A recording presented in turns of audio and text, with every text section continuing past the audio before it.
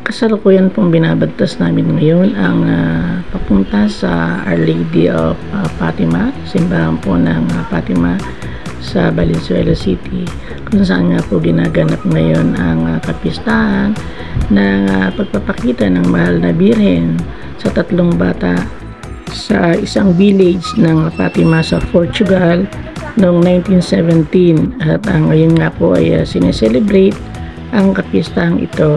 At eto nga, malapit na kami sa simbahan, pero wala kaming maparkingan at naghahanap pa kami ng paparkingan sa sobrang traffic. Salamat at nakarating din kami sa National Shrine of Our Lady of Fatima, Valenzuela City, at sobrang dami po ng tao sa loob, kaya hindi na kami pumasok ng aking apo, at dito na lang kami sa labas nakinig ng Holy Mass.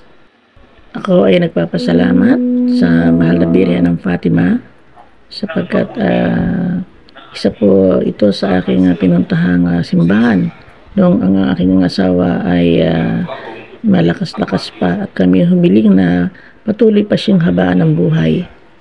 At dito ko rin kinuha ang pangalan ng aking anak na si Jose, dahil ang kanyang pangalan ay mayroong Fatima, dahil dito ko siya dinala sa ospital ng Fatima mismo dito sa Valenzuela City nung ako ay kasalukuyang nahihirapang manganak noon.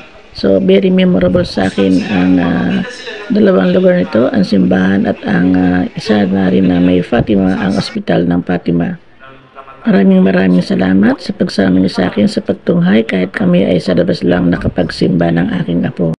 Thank you for watching. See you on my next vlog. God bless. Thank you very much. Bye-bye.